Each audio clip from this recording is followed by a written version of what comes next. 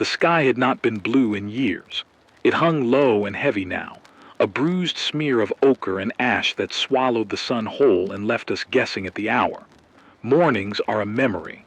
Day and night blur into the same color, an endless polluted dusk that makes the world feel smaller, like the atmosphere itself is folding in on us. Rain comes when it wants, acidic, sideways, or not at all.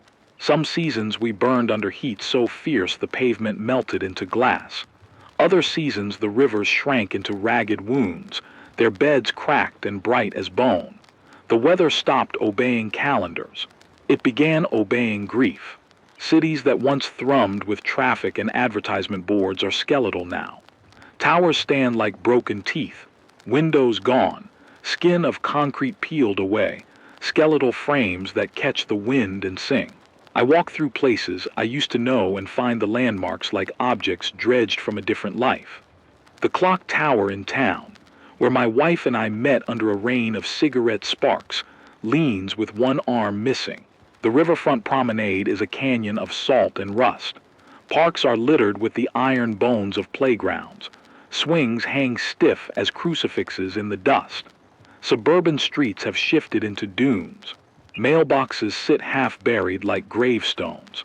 It's not just neglect. The collapse reshaped the very rules of nature. Where water used to gather and give life, it now rots in algae-choked basins or evaporates in a single noon.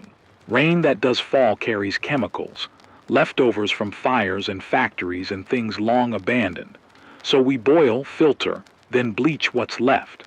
Trees that survived the first wave of heat are skeletal, bark blistered and gray, their leaves rigid with resin. The air tastes of metal and old smoke. On some mornings, a thin bioluminescent fog will creep in from the south, all blue and wrong, and the animals we once knew go quiet for a week after. The collapse ate institutions. Governments did not so much fall as dissolve. There were emergency broadcasts at first, official voices clipped and calm, asking us to shelter, to move, to conserve. Then the messages became less official. Then they stopped. The national agencies that once promised rescue became static, and now are just part of the background hum of radios. Militias and local warlords took what they could hold.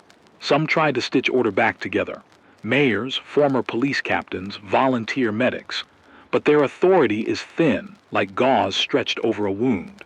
There is no one voice that binds the country anymore. What's left is a network of smaller things. Scavenger crews that slip through ruined malls and subway tunnels to pull salvaged batteries and canned food. Seed keepers who hoard cuttings and bulbs in underground vaults. Radio operators like me who keep a brittle signal alive because voices matter. There are also the roving packs, the ones we call raiders, who strip settlements clean and leave nails in doorways like warnings. And there are other pockets, quiet and cautious, who trade in the old currencies of favors and canned beans. They build barricades from car doors and mattress springs and pray that rust will hold against desperation. Marketplaces exist, but they are barter and memory. People trade in skills. Someone who can fix a generator will command a lifetime of coffee and protection. A woman with a midwife's hands will barter stitches for a hot meal. Schools that used to smell of chalk now house communal gardens under tarps, or they shelter the dying. Hospitals are the saddest monuments. Beds stripped to their frames, charts fluttering like paper ghosts. The labs, where research into ecology and climate models used to be stored, are stripped for metal and sometimes for knowledge. There are still a few who hoard data drives, clutching them like relics. They whisper of solutions, filtration systems, controlled burn practices, engineered crops. But whispering is not the same as building. None of this is stable. I learned early that survival is improvisation. Water collectors are rigged from gutters and satellite dishes. Old refrigeration units are turned into seed banks, kept beneath layers of insulation and prayer. We learn to read the wind like a living thing. Its smell tells us of distant fires. Its thickness tells us of dust storms coming down the plains. We mark safe corridors on maps that are scratched on leather. notched with symbols only a few of us remember. Every road has a story now. The overturned ambulance at mile marker 12, the burned-out gas station where someone left a child's shoe on the hood, the bridge that collapsed last spring and took 3 families with it. And then there are the things the collapse made worse, more than hunger or thirst. Something else moved into the cracks, creatures born from the rot of our sciences and the desperation of the dying. They are not animals, not entirely. When the waste heat and chemical runoff pooled in the canals, it did something to carrion and to corpses, made them move with a hunger that is not ours. We don't name them for fear of stabilizing them into legend, but everyone has seen one. A shape in the fog, stitching itself together with scavenged parts, eyes melting into light. They hunt the edges of our settlements at night, and their presence turned the late-night scavenge into a gamble. You can hear the difference in the night now. Not just the cry of foxes, but the scrape of something with intent. The most dangerous thing is not the thing itself, but what it does to people. Some survivors look at those creatures and see salvation, biological weapons to be turned on raiders, or salvageable parts to be reverse engineered. Others see proof that the world is done and give themselves to despair. I have watched neighbor turn on neighbor for a can of beans. I have watched people build crucifixes from corrugated steel, whispering apologies over the empty fields. Hope has become a risky currency, but we still trade in it quietly like contraband. A found jar of honey will feed more than hunger, it feeds memory. This is the map I wake up to every morning. A world narrowed by scarcity, widened by ruins, and strung together by fragile human agreements. We move like ghosts through our former lives, keeping watch over what remains. We are stubborn. We are tired. We are waiting, though we're not sure for what. Sometimes it is rescue. Sometimes it is rain that won't kill us. Sometimes it is a voice over a radio that calls us by name and says, "You are not alone." Those words are small, but they keep the generator turning one more night. My name is Miles Harrington. I don't tell it often on air. Names are dangerous. They give what listens something to hold on to. But if you ever tune the frequency late and hear a voice that sounds like someone trying to remember how to breathe, that's probably me. I used to be an engineer. Not the kind that builds bridges or bombs, the kind that makes things whisper to each other. Radios, transmitters, the old municipal networks no one cared for until everything else stopped working. Before the world bent and cracked, I spent my days with solder on my fingers and a caffeine stain on my shirt, tracing circuits that made lives easier. That training kept me alive. It keeps the signal going. The station I squat in now, what was once Channel 7 Public Affairs, feels like a relic buried under new weather. The roof is patched with sheet metal scavenged from a collapsed warehouse across the avenue. I sleep on a pallet of foam salvaged from a clinic. The springs creak like an old boat. The transmitter sits in the back room like a stubborn heart, an old tube unit paired with a jury-rigged inverter, a bank of scavenged car batteries, and a pedal generator I learned to crank when fuel ran out. Everyone thinks of generators as noise. I think of them as promises. Every rotation of that pedal is me telling myself I still owe somebody a voice. Survival in practice is small, dirty math. Water is the first equation. I have a rooftop collector, tin gutters and a tarpaulin funneling into a 50-liter drum. The drum is double filtered, coarse mesh, then sand and charcoal in a homemade ceramic filter. I boil and then bleach, 2 drops per gallon, because the rain sometimes brings more than dust. Food is scavenged in increments. A morning in the supermarket ruins will yield 3 tins of beans and a jar of something syrupy that my stomach cannot identify but my heart recognizes as luxury. I trade airtime for supplies. The barter system is primitive and honest. A farmer's wife traded me a jar of preserved peaches for a plea in the evening broadcast to watch for a passing convoy. A mechanic gave me a patch of wire for a recorded weather report. We trade everything for voice. I keep a ledger, scraps of cardboard folded inside an old cigarette tin, where I write names. Not many people get listed. only those I've promised to reach if they broadcast on this frequency. Names are small liturgies here. When someone calls in, if they can find me on the spectrum, I'll read their name, and sometimes they'll hear a reply from a neighbor they thought gone. Those moments are why I am still here. What drives me is messy and without a single name. Responsibility is part of it. I once promised Lena, before the ash and the first wave of those things we don't name, that I would keep talking, that if the world ever came to pieces, I would be a voice that stitched people together. It was a joke, the sort of promise people make over chipped cups of coffee. But when Lena and Jonah didn't make it back from the North Crossing, the joke hardened into a duty. I still keep their photographs in a shoebox under my cot.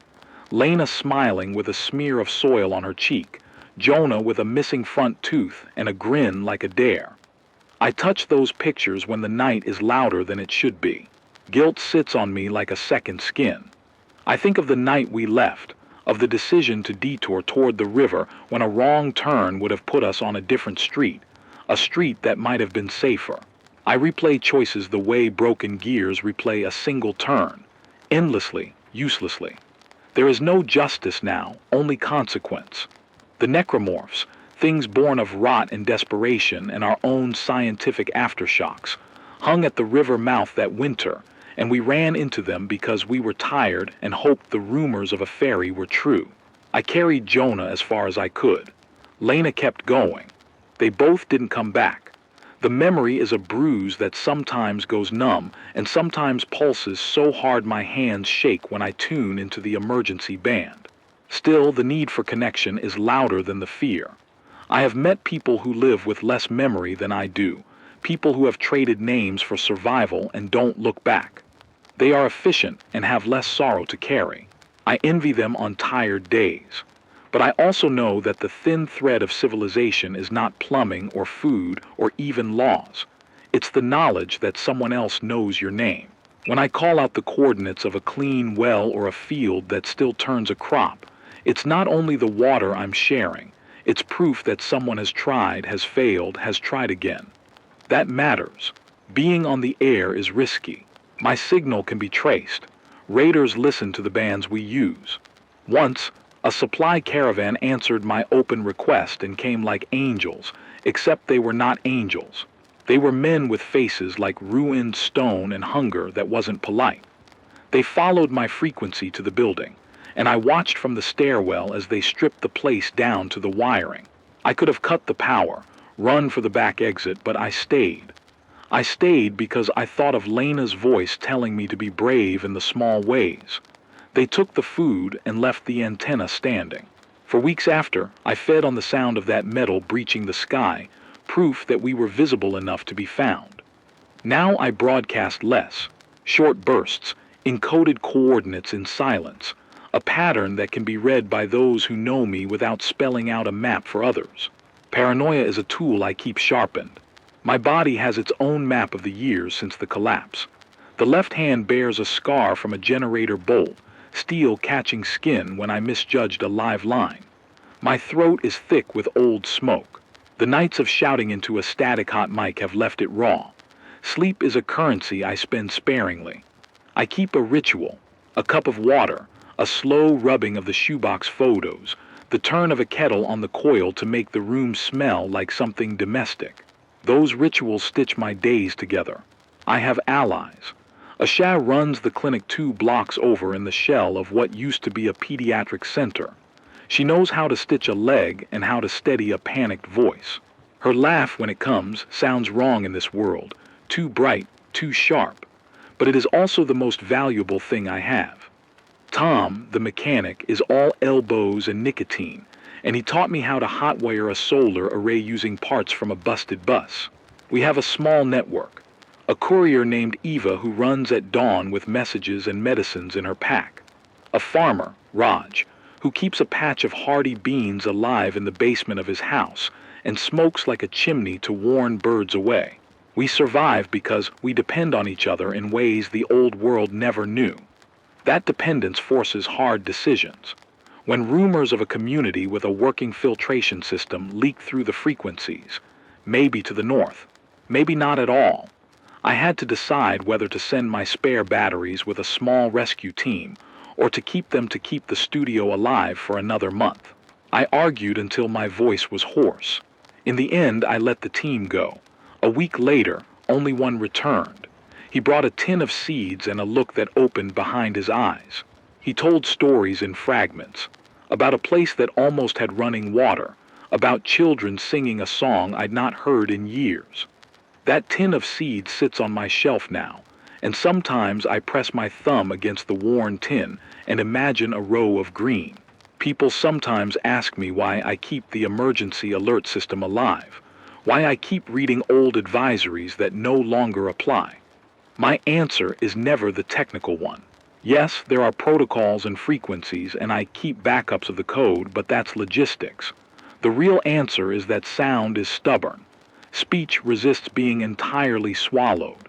When I run the EAS tone, just a second of that old, shrieking alarm, people stop and listen. Hearts hitch. Radios that have been turned off for months click awake. For a moment, the world freezes into possibility. I am, in those seconds, a conduit between what was and what could be. It isn't heroic. It's just necessary. There are nights, more nights than I can count, when I sit with the microphone off and talk to the empty air. I rehearse what I would say to Jonah if he could hear me via the static. That I am sorry, that the world failed us, but I keep my promise to be a voice. I read lists aloud, names of the dead, of the lost, of the places that used to be on maps, because saying them keeps them from dissolving. Some call it obsession. I call it the work of staying human. So this is who I am now, an instrument man, a ledger keeper, a reluctant mythmaker. I can solder a circuit while nursing a wound. I can brew coffee from sawdust and make it taste almost like memory. My life is a ledger of small tasks. Tending the batteries, sealing leaks in the roof, walking the perimeter at dusk to set the wind alarms Tom made from tin cans and wire.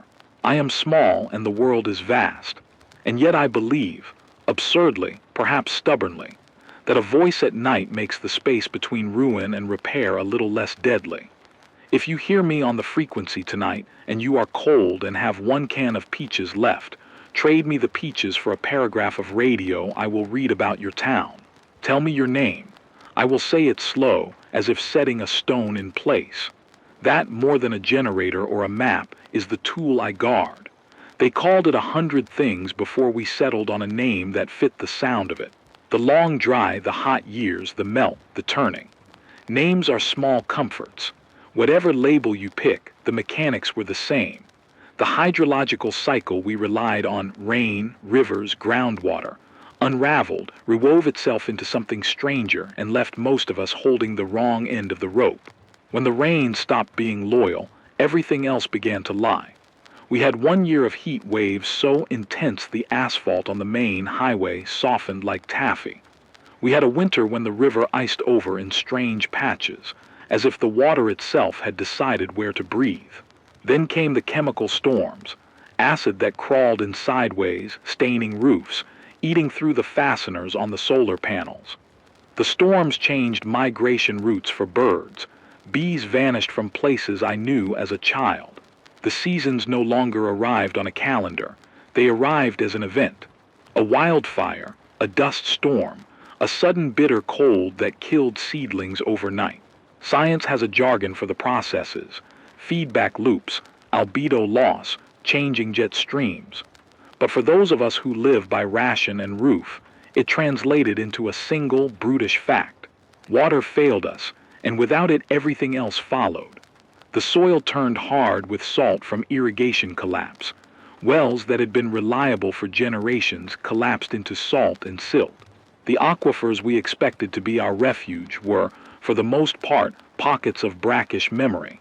This is basic hydrology for the desperate. Higher temperatures increase evaporation. Evaporation steals moisture from the soil. Less soil moisture means less transpiration from plants. Less transpiration shifts local weather patterns. No clouds, no rain. On top of that, the burn of wildfires coated the atmosphere with soot and aerosols that changed how sunlight scattered. We baked in different ways than our grandparents did. That alone would have been enough to destabilize us, but humans made the problem worse in more intimate ways. The collapse meant abandoned chemical plants with unattended waste, and when containment systems rot, stored chemicals leach into runoff. I watched, through binoculars from a rooftop 2 years after the first major spill, as a backwater lit like a bad dream.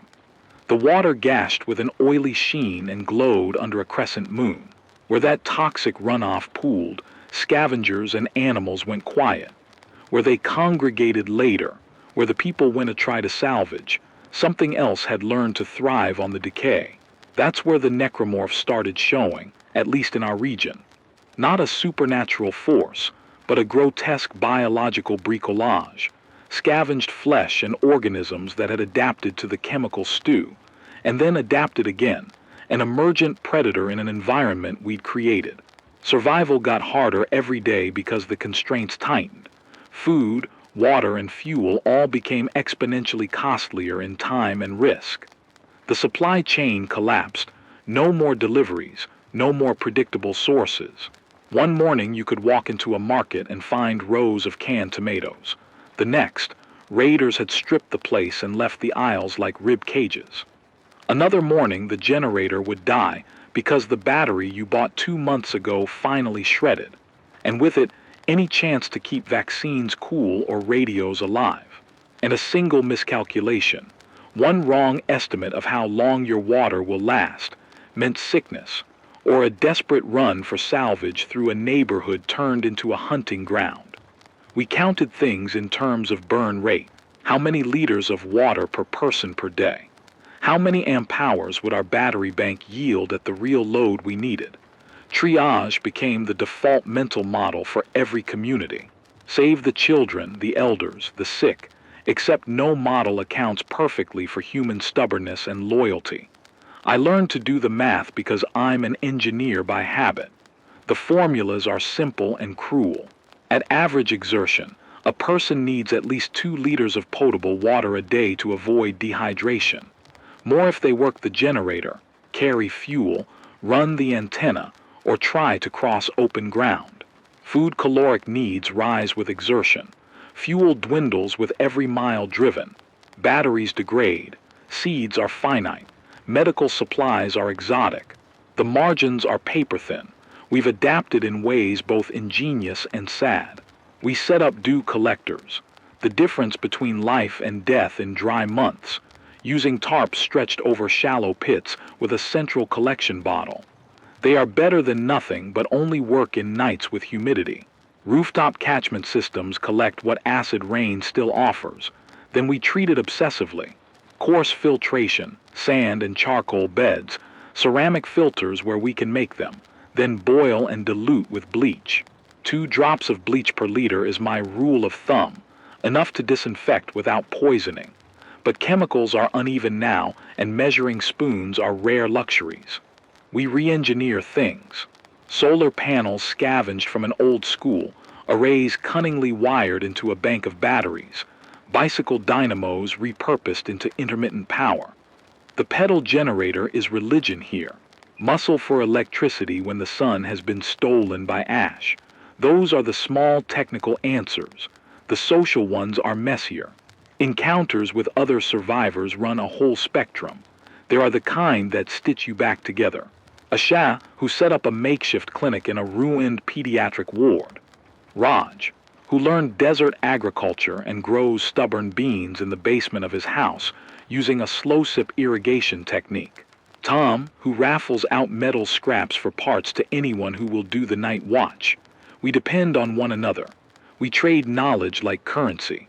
I still barter airtime for gasoline or a weather report for a jar of honey. The radio has become a nervous, human marketplace. Then there are the people who took the collapse as an invitation to be cruel.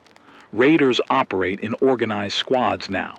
They have tools and the willingness to break a neck for a crate of batteries. Their tactics are simple and efficient. Use your superiority in numbers at night. Strike when the generators are low and use the frequencies, your own broadcasts, to triangulate your victims. That last part is the risk I carry with every broadcast. Once Months ago, a convoy answered a callout I made, someone asking for help, which I had broadcast because I believed him. The convoy came and bled my neighbors dry. The raiders had used my pattern of short burst transmissions to find us. They had adapted. Since then I learned encryption with odd codes, name lists, syllable patterns, and I keep my airtime minimal and tactical. Weather itself has become a weapon. We had a storm last spring, an atmospheric river that didn't behave like the old ones. It poured, yes, but spiked with heavy metals and acids from industrial runoff churned and lofted into the clouds. We heard the sky hiss like a kettle. In the morning, the roofs that had been patched with tin began to perforate under the chemical. Crops withered in their beds, leaves crisping as if someone had held them to a flame. The clinic lost a batch of antibiotics because their packaging corroded. The wind carries a calculus now. If you smell sulfur, you pack. If you see the low, oily cloud rolling in from the river, you do not leave. Those judgment calls are the everyday life or death choices. Science gives us possible fixes if you have scale and coordination, and the socio-political scaffolding we used to take for granted. Rehabilitating topsoil requires time and planned plantings to bring organic matter back into the ground. Desalination is possible but energy intensive. Containment and cleanup for chemical sites needs specialized equipment and dollars. None of those are readily available to a neighborhood of survivors with carpentered barricades and a pedal generator. Instead, we make micro-solutions, permaculture beds, biochar made from burned wood to restore some soil carbon and increase water retention, drift fences to guide birds and encourage seed dispersal. We save seed diversity like treasure, swapping heirloom varieties in a network that is the closest thing to a genetic. My limitations are specific and gnawing. The studio's power hinges on an array of car batteries that degrade with every cycle. Replacements cost us a day of risk out in the city. Fuel is a coin I never want to spend without calculation. Trips beyond the perimeter might bring more, but the road is strewn with danger. Water is the daily arithmetic. We ration, and that rationing is a behavioral exercise. Trust is another limitation. Trust costs less to build than to lose, but in this new ecology, it can also cost your life. If you trust the wrong person with your radio frequency, they will use it to find you. If you trust the wrong neighbor with your seeds, they will take them. If you trust the wrong convoy, they will bleed your community dry. We have also begun to measure risk in a different currency: information. The radio's value is not in novelty, but in the network it creates. If I can tell a tractor to stop or a caravan to divert away from a necromorph hunting ground, I can save 4 lives. If I can broadcast a line about an approaching dust-laden thunderhead carrying ash and phosgene, chemical-laden air, some people might close their windows and avert a catastrophe. Information is tactical, but it's also dangerous. Those who control accurate meteorological readings have leverage. Those who claim a water source that doesn't exist can set off a migration of desperate people into a trap. It's a new form of geopolitics at the micro level. And always, there is the necromorph danger, an emergent predator that complicates everything. They are carbon-fueled in the sense that they feed on what we leave behind: cadavers, carrion, industrial runoff. They're not omnipotent, but they are persistent and adaptive. They taught us one brutal lesson early on: never assume the familiar is safe. They move with a purpose that mimics intelligence. They scour for the living in the same ways scavengers once picked through our trash. Fire deterrents help, but fire is a double-edged sword in a world where wildfires already have a mind of their own. We learn to create safe corridors, to use noise and reflective surfaces to deter them, to avoid the places where chemical pools glow like a lure. The crisis comes at us from every angle: climatic, chemical, biological, social. That makes decision-making a stress fractal. Each choice multiplies into other choices. When the rumor of a communal filtration system reached us, the kind that could turn brackish river water into potable liquid for 100 people a day, it was both miracle and test. Should we send our batteries and spare solar panels to help build it, risking the studio's survival, or keep them to keep our broadcasts on, sustaining the network that had saved us so many times? I asked our little council, Ashad, Tom, Raj, and a handful of others, and we argued until the air grew thin. We decided to send the gear. That decision cost us. The convoy that carried our parts lost half its number to a raider strike. We got a partial filtration unit in return, and a morale boost for a time. We learned, as always, that nothing comes without cost. If there is a single pragmatic thread through all of this, it is this: adapt quickly, share knowledge, and accept that most solutions will be incremental. Build redundancy, duplicate water sources, stash extra batteries, plant multiple food plots. Protect your information channels. Short, encoded bursts on the radio, physical couriers for sensitive coordinates. Treat waste like a hazard. Avoid runoff paths that could concentrate toxins. Use biological fixes where possible. Biochar for soil, cover crops to reduce erosion, cisterns shaded to reduce evaporation. When scavenging, go in pairs and use signals Tom taught us. 2 short whistles for retreat, 1 long for immediate danger. Keep the pedal generator well maintained. It is muscle, not magic. I tell these things not as a manual in the old sense, but as survival folklore. Small, reproducible steps that can make the difference between keeping a child alive through a drought week and watching community numbers shrink. The crisis is enormous and systemic. No single neighborhood can solve it alone. But neighborhoods knit together, even awkwardly, can create enough local resilience to survive the next big collapse. Tonight there is another forecast in the static, low, almost apologetic like a cough.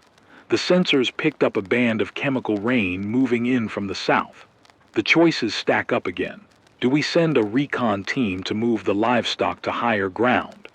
Do we cut the broadcast and hunker down, hiding our frequency?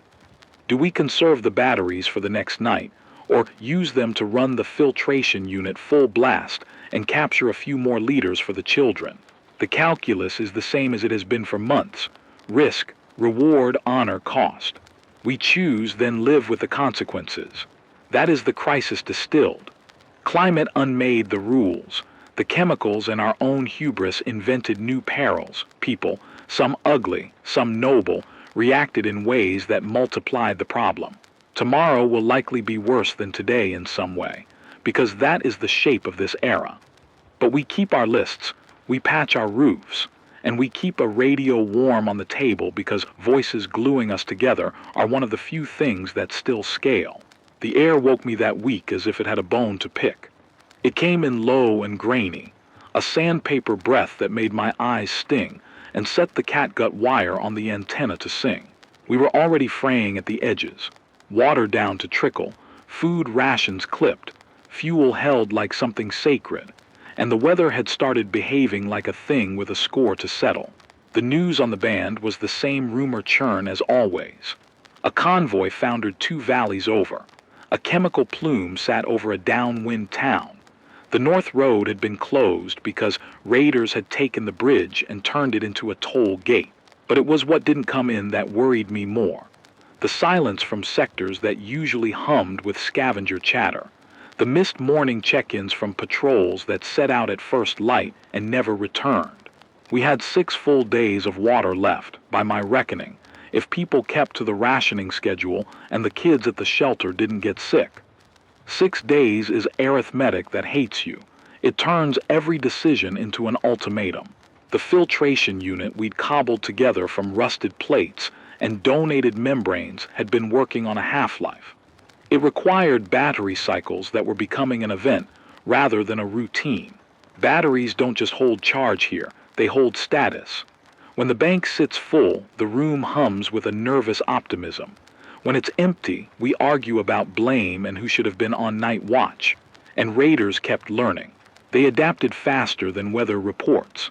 They watched for patterns, broadcast bursts at dusk, the cadence of our water request calls, the grocery run schedules we printed and circulated. They'd lie in wait at the edges of towns, patient as ticks, and pick through anyone who moved like prey. They did not always come in force. Sometimes they came as whispers, an overheard conversation in a market, a turned-in neighbor. That is the cruelty of it. Sometimes the thing that kills you is the one you have already invited inside. The week tightened its grip on us with an incident that was small and then fat with consequence. A young man, Nico, who'd been helping me strip copper for the array, went out before dawn to check a rooftop cistern. I watched him through binoculars because everyone's movements are now lines on a map, and I keep sketching maps in my head. He signaled all clear, but when he returned, he brought a stranger with him, a woman with a scarf like a bandana, eyes that did not settle on anything for long. She said she was from a settlement 2 valleys east, and that they had a working well, deep drilled, with a hand pump that still held pressure. She said we can spare a ration if you help us with an antenna, and her voice was like a warm hand in a frost. Her story was the kind that makes a person forget numbers. A working well, real groundwater, was a myth wrapped in hope. For a night we argued and dreamed, cataloging what we could offer. Wire, a set of batteries, a spare inverter. Tom, practical and distrustful, muttered that wells had owners and owners had guns. Asha wanted to simply prepare a team and go. She said a well could feed more than one corner of the map, and the health benefits alone would pay for any risk. I sat in the corner with the microphone cold and felt the weight of every promise I'd ever made. Lena's photograph was like a small stone in my pocket. We decided, because that is how a community moves forward, by a brittle consensus, to send a small reconnaissance the next dawn. It was an awful, thrilling sort of mathematics. 2 people to watch the perimeter, 3 to run the convoy, 1 to stay and keep the transmitter alive. I was the one who stayed. It felt like a betrayal, like throwing a rope and not climbing it. But my job in my head was the network, keep the voice. If I went with them and they didn't return, who would warn the other settlements that raiders had turned the river crossing into a slaughter? They left at first light with packs stitched too tight and hearts that tasted of iron. The road out of the city is a memory I can walk in my sleep. The burned-out bus where someone had nailed a child's handprint into the metal like a warning. The collapsed gas station that still smelled faintly of old diesel. The bridge with tire marks like size. They took the southern route because it had shade and lower elevation, but shade is no guarantee here. Shaded pools of water attract things that watch. I had the radio on for them for the first hour, listening to the static as if it had tender parts, but then a different static came, high-frequency chatter that wasn't ours, and it made me close my eyes. The days without them spun long and thin. We rationed tea into 2 cups a day. Asha kept the clinic open and patched throats and leaky wounds with a focus that made me think she still believed in recovery. Tom practiced soldering on a dead amp, his hands moving like a man trying to remember a song. We waited for transmissions that never arrived. At night, the studio smelled of metal and old coffee, and I would sometimes run the emergency alert system tone to summon attention, then cut it off as if to remind the world we existed. When they returned, only 2 came back, and they came back hollowed. 1 knee was gone on the younger man. His face had that thinness that comes from a hunger that is not just physical. The woman with the scarf walked with a limp that spoke of a bullet grazed close to an artery. They brought with them a small hand pump, the kind you turn and feel the weight of groundwater on your palms. It was not much, but the pump whispered of things beneath, seams of aquifer, a trickle of life. Their stories were halting. They said the well existed, drilled by men with heavy boots and older maps. It had been guarded by a militia of sorts, former contractors turned barons, who would let people trade for water but priced it in labor and new batteries. They'd been caught in the sloping outskirt where raiders lay in wait. They'd watched the raiders work, saw how they communicated, short, efficient flashes of light and code words. On the way back, they'd been flanked by something else. Necromorphs, not clustered but stalking, watching the men with guns like students learning a lesson. The raiders shot, then retreated because the creatures were a risk even to them. It was a new calculus of dangers where human greed met emergent predator. The return changed us. The pump became a talisman on the shelf. We turned it like a rosary and counted our survival days. We also tightened our perimeter. Everyone grows teeth when threatened. We set traps, tripwires to jars that made noise, reflective plates that flared in the moon like small explosions. We reinforced the studio's walls with the skin of a dozen scavenged doors, chained and bolted. Tom taught neighborhood kids to use a hunting slingshot, small, lethal things in expert hands. We moved the seed tin under a heavier weight and began to whisper plans out loud as if saying them made them less dangerous. The mystery didn't rest with the pump, though. It grew into a rumor like mold. Word bubbled through the frequencies and on handwritten notes. There is a community up north that has a solar array and desal units. They share. They don't ask for more than what they need. Another said, "It's false. It's a trap set by raiders to pull convoys into a kill zone."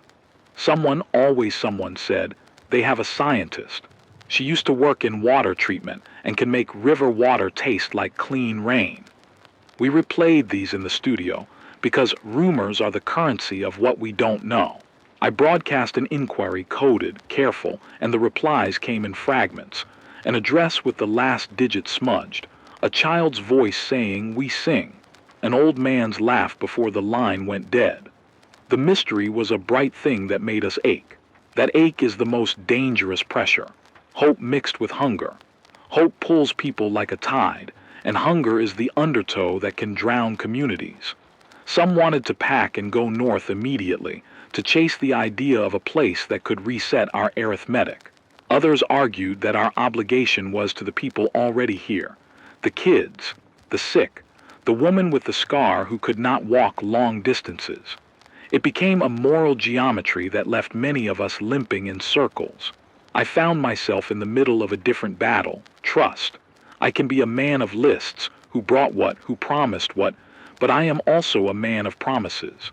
The narrator in me wanted to believe, the engineer wanted to test. I began to vet people more thoroughly. When the woman with the scarf said the well keepers would trade water for wire and batteries, I asked for proof, names, connections, a small token to be verified later. She gave one, a brass coin with a symbol I didn't know. I recorded its description and broadcast it to known nodes, waiting. Nothing came back. I could not take that as confirmation, and I did not want to take it as a denial either. So we did what desperate people do. We made a plan with margins. The convoy would take no more than 3 loads, leave one person behind to maintain the signal, and return on a predictable schedule. We packed for the road, bolts wrapped in rags, canned food in small parcels, a ration of sweetness for morale. The road to the pump was a different geography than the map suggested. Nature had reclaimed most roads with a particular brutality. Oak roots lifting asphalt like a living spine, sand filling gutters, cars half buried at odd angles. We took back roads that humans had used for grazing before the collapse, secret paths that required knowledge older than maps. On the second night, a storm came low from the west and deposited a powder on our packs that smelled faintly of copper. It corroded a hinge on the trailer and made me think of industrial skies, of smoke plumes I had only seen in old videos. We made the repair in the rain because sometimes weather forces you to be resourceful, and the best tool you have is your hands and the people you trust to hold them. We arrived at the guarded well at dawn. It was smaller than the picture painted by rumors. Less a community, and more a string of houses cobbled together with corrugated metal and solar panels patched like scales. A barricade ringed the place, and men stood with rifles that had been hacked for comfort. The leader had a face that was all angles, a man who measured kindness as if it were armor. He asked questions with the tone of a man who had practiced his skepticism in front of a mirror. He wanted labor in exchange for water, and then he wanted more. Names, accounts, lists of who we knew. In the quiet, he said something that stung. Everything communal becomes someone else's private ledger. He looked at me as if I were paper money, useful if real, unusable if counterfeit. I negotiated with words more than capital. I offered to repair the array, to give them the inverter they needed for the desal unit, to teach their kids to patch antennas in exchange for a ration. They took our batteries and the inverter and in the end gave us a small allotment, a schedule to draw water at certain hours, strict and rationed. The system was honest in a way. Both sides bartered, both sides paid. We left with a 2-week allotment of water and a lesson stitched into our ribs. Resources concentrate power, and power rewires morality. On the road back, under a sky that seemed to be holding its breath, the woman with the scarf finally came to me at night and said quietly, "There are others. We don't know them all. There is a place further north where a woman says she can fix soil with char and bacteria, but the root is dangerous." She looked at me with the soft exhaustion of someone who had been lied to before and wanted not to be again. She put her hand on the pump and said, "If that place is real, we have a real chance." That admission unfurled something in our small group, a plan not to escape but to network, to stitch together wells and pumps and the filtration units we could scavenge and the solar arrays we could fix. The pump at our place was a small victory. The rumor of the woman and her soil cure was another kind of promise. But promises take feet to follow, and feet take fuel and courage. Sometimes I think courage here is just the willingness to wake up and choose again. Sometimes I think it's a stubborn refusal to let names dissolve. Back at the studio, I recorded the story in low bursts, careful now. Enough to let people know that a pump existed, and enough to warn that raiders were watching roads east of the river. I encoded a message for the courier Eva to pass to our closest allies. Watch the bridge. Do not respond to long burst calls on Channel 3, and keep the children inside when the winds smell of copper. Information spread like slow fire. It did what it could. The tension built like the hold of a bow. Every day we had to hunker and decide. Conserve the batteries or use them to run the desal unit and fill a cistern that might save a dozen kids. Send a scout to chase a rumor or hold the fort. Trust a stranger's brass coin or burn it as tinder. My internal struggle was not a single chisel but a series of tiny cuts. Trust is the currency we trade. Hope is the appetite that can either starve us or feed us. I kept reminding myself, when the nights grew particularly quiet and the radio waves hummed like a living thing, that nothing here is certain, but action itself is not worthless. So we built small things that mattered. A rota for who tended the pump, a code so our calls couldn't be triangulated by raiders, a hidden cache of batteries for true emergencies. We trained children to scout and not to speak to strangers. We set up signals along the East Road, mirrors glued into wood, tin cans that would rattle at night for warning. We did these things not because we had a plan to end the crisis, but because doing small, practical things kept panic at bay and gave us the illusion of control. That illusion, I decided, was the scaffolding of survival. The rising action did not arrive as a bomb, but as a pressure that forced our hand over and over. The well bought us days. The rumor of the soil scientist bought us plans. Each victory extracted a cost. Each trusted stranger might be the salvation or the spindle that breaks the wheel. I kept talking on the air because that was the only way to scale the small work we could accomplish. Voices are how we expand our narrow circles. Broadcast is how we let the map breathe. As the days passed and the water level on the pump crept lower, the choice remained. Hoard and maybe die slowly in isolation, or thread ourselves to neighbors and risk being found, and perhaps, just perhaps, survive together. That is where we sat at the cliff edge of the week, balancing, counting, hoping, and learning to trust in small things, wires, seed tins, a pump that sputtered like a living heart. The world had grown harder and the stakes had grown sharper, but we moved forward in spite of the math, because in the end, what else is there but to keep answering when the radio crackles to life and a voice says, "Is anyone out there?" And you, stubborn and foolish and brave, say, "Yes, I'm here." They warned us on the low band, An old scavenger from the east with a voice like gravel called in and said, simply, "Black rain." It was the kind of phrase that doesn't explain itself. It arrives as weather report and omen both. An atmospheric fold carrying industrial runoff lofted up by fires and heat. A chemical front that turns rain into a sting and leaves metal thin and lungs raw. The scanner picked it up as a shift in particulate readings 2 counties over. Then the air itself seemed to agree. The catgut on the antenna sang a different note when the wind turned. We had less than a week of water at normal ration. The pump we'd bartered for would buy us 2 weeks if we were miserly, maybe 3 if the children drank less and the old took only sips. The filtration unit, a Shah had patched in the membranes and Raj had punched in the seals, would multiply our reserves if it could be run at full tilt for 48 hours. 48 hours of steady power. 48 hours was an impossible number and a beautiful one. Power, in our terms, meant sacrifice. The battery bank that kept the studio alive, 3 car batteries wired into a makeshift inverter, a set of panels on the roof whose wiring Tom had soldered in a fever, was not just equipment.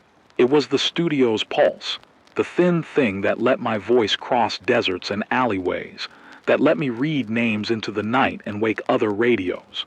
Use the battery bank for the filtration unit, and we would darken the frequency. Keep the radios and we might watch the community go dry. There was also the radar geometry to consider. News of any concentrated resource draws teeth. Everybody knows that. We'd seen it. Convoys snatched on back roads. Wells turned into toll stations. Murderous bargains struck in the shadow of desal units. And now, with the black rain coming, raiders who had been patient and thin would move like a storm on 2 legs. They'd learned to triangulate. They'd learned to use our own human kindness against us. Then the woman from the north, the one with the scarf, the one who carried the brass coin, came back with a new story. A small convoy of settlements had pooled parts to build a mobile filtration rig. They could set up in a field, tarps and pumps, and a desal membrane the size of a mattress. They needed a reliable surge of power to prime it, and then it would hum on a modest draw that we could top up with panels. It sounded like an impossible bargain. Give us the battery for a day, and we give you liters for a month. I sat on the floor of the studio and held the coin my hand still imagined warm. Lena's photograph pressed against my knee like an accusation. I thought of Jonah's grin, and of the night we had tried to cross the river and found the mouth lined with corpses and something that moved in jerks and had teeth that were not its own. I thought of every promise uttered and every promise broken by the dice of chance. The math in my head was ugly. Batteries are finite. Currents are merciless. But the heart has its own arithmetic. I had promised once in coffee and daylight to be a voice. Now a voice could be a disgrace if it cost children water. We called a council on the antenna. A Shah said, if the filtration unit works, we can seed 3 neighborhoods. We can keep the clinic functional. We can stop the cough that's been moving through the shelter.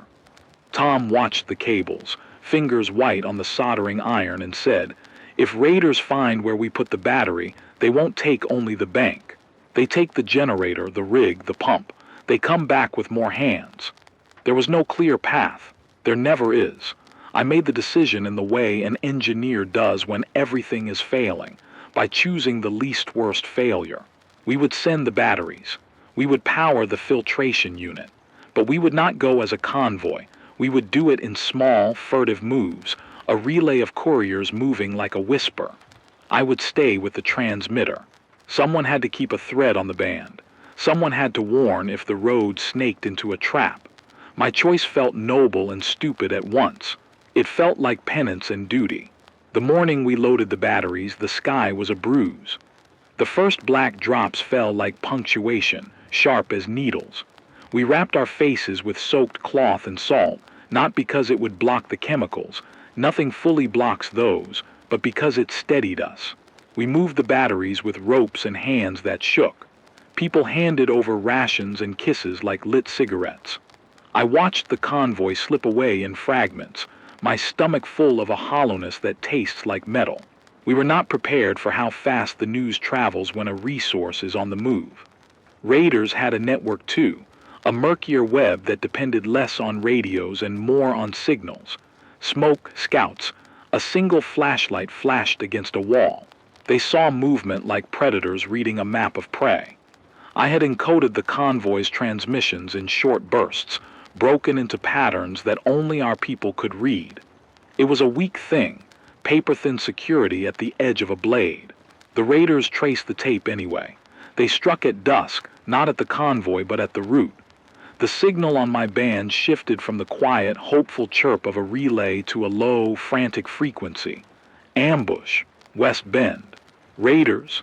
I keyed the mic and sent the pattern I'd taught Eva, 3 short bursts followed by 2 long, and hoped someone listening would understand.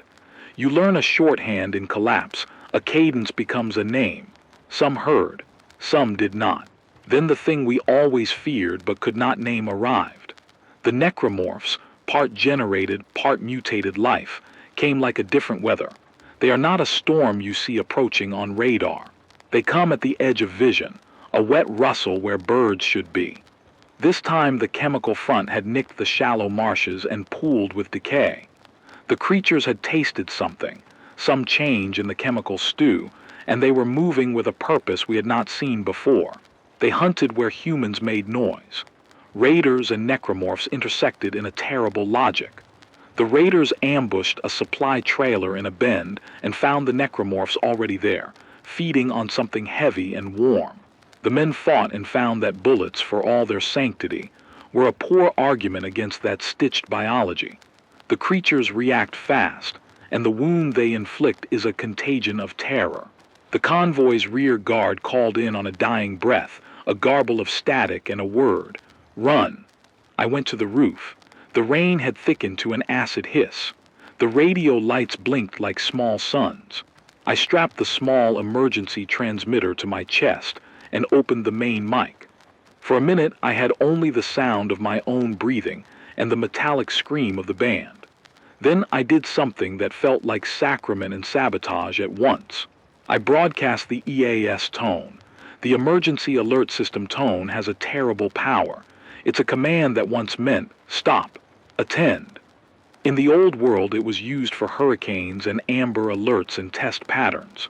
Here it is more like a lighthouse. When it plays, people stop and listen. Raiders know this too. The tone can gather, frighten, and manipulate. I let it scream for one long breath, then cut it. The plan was twofold. Draw attention away from the convoy by making it seem like we were the point of attack, and use the tiny directional beam I could form with the rooftop antenna to lure the raiders through the ruin where we'd set the traps. There is something profoundly dishonest about broadcasting a lie to save lives. I felt the lie in my bones. I imagined Lena's face, imagined Jonah's grin like a compass gone wrong. But the lie worked in the way well-planned deceit does. The raiders took the bait. They homed in on the studio, on the wash of a false distress call, and in chasing us they ran past the filtration convoy, who bled off the road and hid in a ravine. They paid for their curiosity. We had set the perimeter with tin, alarms, and mirrored plates. We had the slingshots and the angry kids ready. The raiders burst into the courtyard like men waking from a long, bad dream. They did not expect us to fight as we did, not because we were strong, but because we were desperate. The clash was sudden, harsh, the sound of old metal and new fear. I remember the smell of rain and diesel and something coppery in the air. I remember the way Tom threw himself at a man with a knife, and the knife did not find a place to land. Then the creatures moved in. Drawn by the ruckus, they came like tide. They made a sound like wet leaves rubbing each other, and the rain seemed to hush around it. Men who had been enemies looked at the necromorphs and found their differences suddenly meaningless. Survival rearranged loyalties in real time.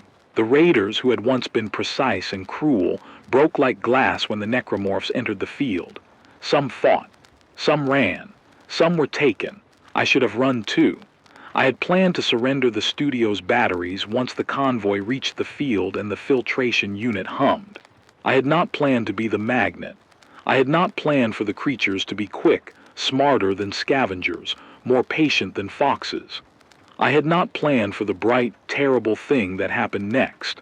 One of the necromorphs lunged at the antenna, and in doing so it brought itself close to the rooftop transmitter. The impact knocked the array free. Sparks flew like brief meteor showers. In an engineer's life, there are moments when process and heart meet. I made a terrible decision in one of those moments. I climbed. I climbed out over rusted metal as acid rain pounded my back, and I fought to hold the antenna upright with hands slick with blood and rain. The transmitter was the only way the convoy could hear us, the only way I could keep sending the coded bursts that meant this way, not there. If the antenna went down, the convoy might think we were dead and scatter into danger. If I stayed below, the filtration unit might be stripped, and every child in the neighboring blocks would be thirsty. I thought of Lena's photograph in the shoebox and put it in my mouth like a talisman, not swallowing, just tasting the paper and the memory. I thought of Jonah and the river. I thought of all the names I had promised to read if someone ever called. On the rooftop, lightning leapt from cloud to cracked chimney, and everything lit up in a blinding, holy clarity. My knees slipped on grime and iron. I felt the sting, something hot like a brand across my forearm. A shard of metal had nicked me. I kept the antenna upright. Down below, people shrieked and something tore at fabric. I heard Tom's shout and then a silence that was not quiet. I shouted into the mic, into the tempest, into the channel, and my voice sounded small. I sent the pattern we'd used to draw raiders away, then the pattern to call the convoy to the ravine. The convoy heard. They moved. The filtration unit began to spin as its pumps came online. Water began, slowly, methodically, to sing through membranes and into drums. I do not know how long I held the antenna. Time here becomes a thing measured by breaths and by the drip of rain. My muscles burned and my fingers cramped. The cuts on my hands burned with the acid. I thought dying would be a single sharp thing. Instead, it is a long, interesting decay. I thought of how small acts, soldering 2 loose wires, sharing a jar of peaches, reading a name into the night, have more weight than monuments.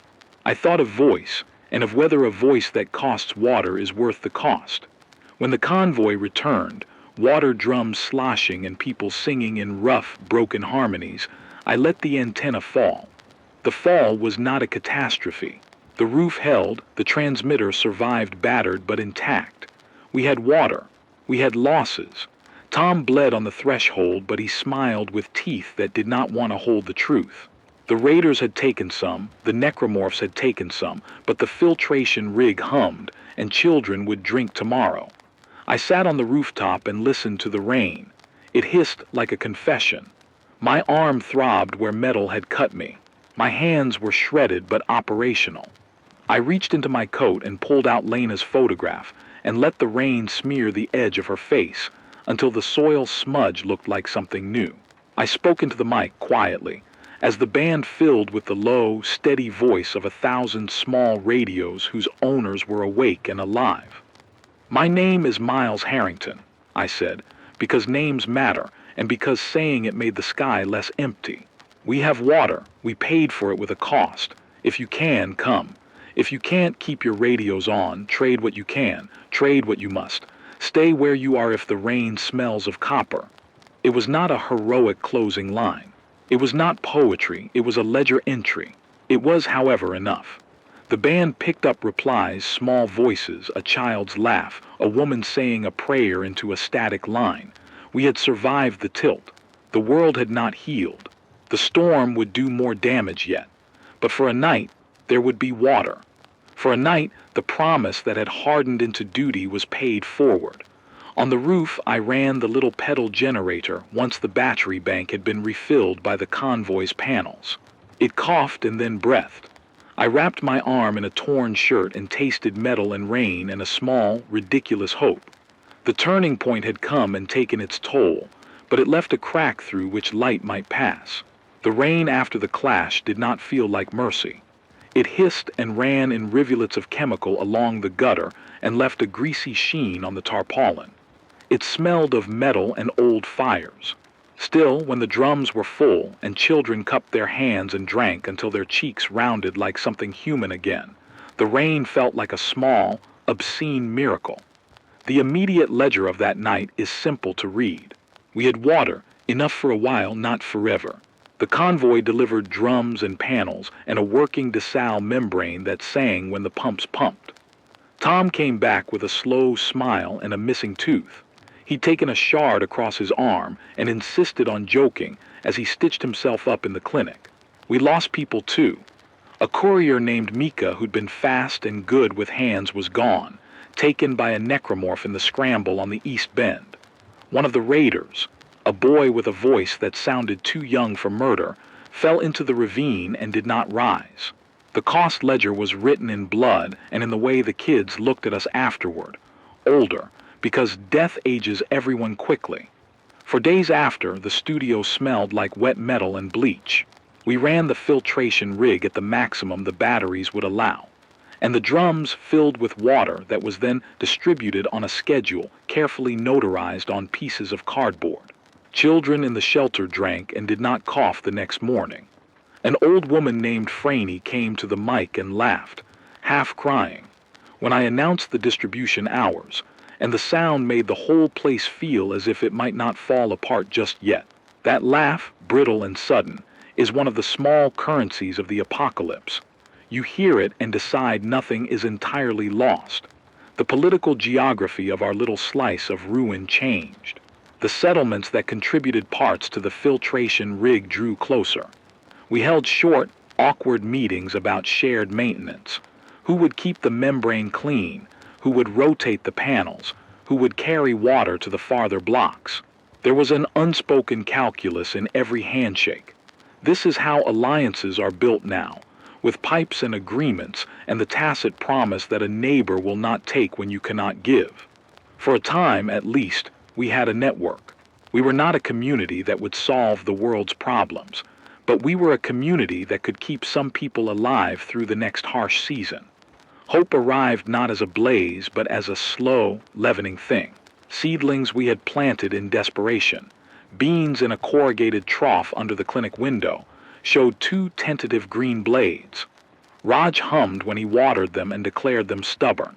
We treated the soil around them with a handful of char and a careful scattering of composted kitchen waste, and the patch held moisture longer than the bare dirt around it. It was not a farm. It was a promise. Promises are fragile here, but they are also the grammar we use to talk to tomorrow. At the same time, the precariousness of our success was everywhere.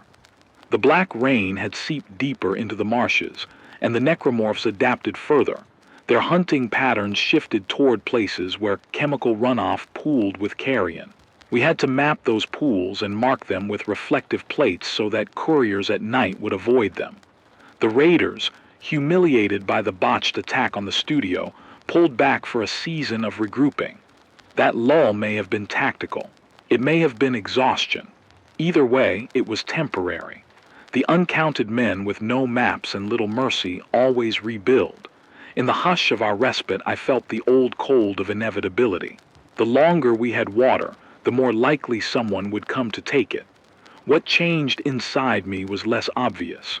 Before that night, I had cataloged myself as the man who keeps the voice alive. After, I felt like a man who had been both voice and bait. There is a particular kind of guilt that sits in the chest when you realize your sound may have lured teeth as well as safety. I had used the EAS tone to draw attention, and that deception had worked. It had drawn raiders away from the convoy and into our trap. But the trap had consequences, casualties, violence, the neat and terrible fact that we had put our home at risk to save others. I have lain awake, radio humming, and counted the names of those who did not come back, tasting the irony that my promise to be a conduit for survival may have cost lives in the short term even as it saved others. Guilt is not a paralyzing thing here. It is a tool you keep sharpened. I do not let it immobilize me. I file it, alongside inventory and radio patterns. But it taught me a humility I did not have before. There are actions you can take that do not have clean outcomes. There are moral choices that are ugly. I have done ugly things in the name of keeping people alive. I will do ugly things again if I must. That acknowledgement sits heavy, but it is one way I stay honest. Honesty, I find, is now one of the scarcest things we possess. The environment did not flatter us with recovery. The black rain left rings of corrosion on metal and a slow die-off in certain marsh grasses. Where the filtration membrane pulled water from brackish sources, it did not return health to the river. It only made a portion of it usable for human throats. The chemical load in the floodplain continued to mutate patterns of life. Birds avoided the northern hedgerows. Foxes came down into the lanes more often, their ribs showing like old arithmetic. Yet in the microclimate of our patched-together basin around the clinic, things behaved differently. Where compost fell, worms returned in small numbers. Where water was held in shaded cisterns, moss took in a foothold. It was not healing. It was a beginning gesture. Ecological recovery here is not rewind. It's a slow, fragile patchwork. We can coax it, but we cannot fast-forward time or reverse what was burned into the atmosphere. Interpersonal structures shifted too. Trust remained the currency of everything. After the raid and the convoy, our little network tightened rules. No one leaves without a partner. No one trades battery banks without confirmation from at least 2 stations. All newcomers had to provide a token and wait a cycle before receiving anything substantial. The woman with the scarf, whose name turned out to be Myra, stayed for a month, working the array with Tom and teaching a handful of children to wind coils. In that time, she told us small things about places further north, fields with blackened but workable soil, a woman scientist who used biochar and bacterial inoculants to increase soil water retention. The rumor, when it reached us with Myra's voice attached, felt more credible. We mapped it and considered it like any migration. What do we pack? Who goes? Who stays? The questions dragged on us like wet tar. I found myself less willing to make solitary decisions. The council we had, Ashad, Tom, Raj, and a few others, met more often. We argued about risks and counted costs. We instituted a rota for who would run the filtration rig to minimize the battery draw. We scheduled the radio bursts for coordination and information, while keeping them short to avoid triangulation. The studio, once my island of independence, was now a shared resource in the best sense, a tool that a neighborhood kept because it had value to more people than me. Emotionally, I changed in smaller, harder ways. I am more present to loss, more careful in language. I read names into the night with a thinner, clearer sorrow. Where before I might ramble and fill the air with commentary, now I use silence like a blade. Concise, purposeful. I have seen the power of a single name called into the static. I have seen the way a voice on the band can pull a neighbor from despair. That responsibility sits heavier after the ambush. I am more cautious. I am more precise. But also, in a way that surprised me, I am more willing to hold joy when it happens. When the children eat peaches and laugh, I let the laughter stay in my bones for longer than I used to. Practical lessons widened. We fortified the perimeter better, tripwires that led to pots of broken glass rather than deadly snares, mirror plates to reflect light and warn of approach, coded time signatures in our broadcasts to hide convoy movements. We made the filtration unit semi-mobile, on a cart that could be moved in an emergency, and taught more people how to maintain membranes, because knowledge, like water, must be shared to survive. The seed tin I had kept under a heavy weight came into the light. We distributed some seeds, small, careful amounts, to households with a plan. Each patch must grow half for seed saving and half for food. It was a bet on the future. The community's moral economy evolved. The leader with angles at the well, the man we had bartered with, sent a caravan of trade our way once the filters were humming. He offered labor for water and access to a small library of technical manuals he had hoarded since the collapse. We traded in the currency of repair, Tom's hands for pages about membrane maintenance and desalination. Deals like this sharpened everything into practicality. Power concentration still existed. It will always exist. But in our network, power was at least accountable to a shared risk. So the aftermath is a mix: water and wounds, seedlings and scars. The world did not reset. The riverbed is still a scar on the land. The skies are still a bruised smear most days. Necromorphs prowl where chemical stew pools. Raiders rearrange their strategies, finding new vectors. But for now, for a time measured in weeks and cautious months, we have a cadence that keeps more of us alive. If anything changed permanently, it is how I measure the weight of a voice. Before, I thought a broadcast was a lifeline I extended outward. Now I understand it as a tether in both directions.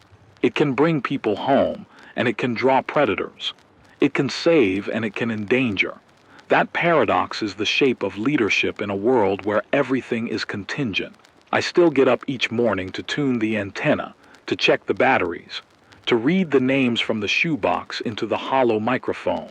I still run the tone when necessary and bite my tongue when I must lie for a greater good. I keep Lena's photograph in my pocket, damp and smudged, because promises require objects sometimes.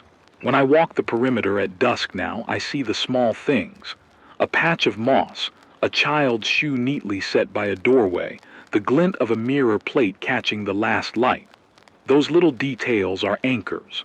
They remind me that even if the world has shredded its blue days, people still make small, stubborn choices to be human. We grieve. We fix wires. We trade peaches. We call names into the dark. We are not healed. We are not safe. But we are, for now, together enough to keep telling each other names. And that simple, stubborn, inconveniently human may be the most practical survival skill we have. The rain that followed the storm tasted of metal and old fire for weeks. It never washed the world clean. It only shifted the dirt into new patterns. That's the honest part I keep to myself when I read names on the air. Repair is not a miracle. It's a series of small, stubborn choices repeated until something holds. We learn to live in those repetitions. We still run the filtration rig, but not like it's a fountain that will fix everything. It is a machine that buys us time and patience. It gives children a night without the cough, and the clinic a buffer against surprise infection. It keeps the seeds damp enough to poke up thin, green shoots, and lets Raj brag about stubborn beans like they are gospel. Those are the little victories that taste like survival. I do not pretend the danger has gone. Raiders regroup. Necromorphs learn. Chemical loads move down river and pool in places that once held life. The black rain returns in patterns now. We mark the days with sensors and with smells. We do what we can. Move the membrane when the land threatens to flood with toxins. Bury drums where the ground is highest. Teach the kids that a reflective plate held at a certain angle is a warning sign and sometimes a shield. What changed in me is slow and honest. I used to measure myself by the broadcast, by how many names I read and how far the signal carried. Now I measure myself by what I am willing to risk to keep those voices alive. The last months taught me two things. First, that leadership is often undignified and full of small moral compromises. Second, that the weight of a promise can be the only thing that keeps you upright on a morning when the world feels like ash. Guilt remains with me like a companion. I keep the ledger with the names because names matter. They anchor people, and anchors matter in a storm. But I have learned to balance ledger with living. We reinforced protocols after the raid. Staggered departures, mirrored signals that can mislead trackers, and a rule that no single convoy travels with everything valuable. We teach encryption by code words, but we also teach trust, because you cannot survive purely by secrecy. You need hands to pass the pump, mouths to call the hours, children to learn the old crafts. That is how communities stitch themselves back together, with hands, with trade, with the humility to ask for help. There is hope in practical things now. A small farm patch that keeps 2 families from starving through the worst months. A membrane that filters enough for a dozen households. A courier system that, while imperfect, is faster than silence. Hope here is not a banner. It is a container of water that will not run out for a week, or a repaired inverter that will keep a radio on until dawn. Hope is measured in liters and in people who return. But hope is fragile. It can be consumed like any ration. That's why my final note, if this is ever more than the low, nightly whisper into a static line, is a plea for stewardship. Protect what you can, yes. Guard the batteries and the membranes. But also protect the ways you share. Do not broadcast maps plain and wide. Use names like anchors, not lures. Teach someone to repair a pump, not simply to use it. Preserve seeds and stories both. We have learned that knowledge is a kind of infrastructure as critical as a solar panel or a water drum. I think about Lena and Jonah all the time. There are nights when I hold their pictures and feel less like an orphan and more like a man carrying a small country in his coat pocket. Their faces are approximate truth I cannot escape. They remind me why I risked the antenna that night and why I will risk my voice again. I would rather keep my hands busy and my conscience complicated than do nothing, because the math looks impossible.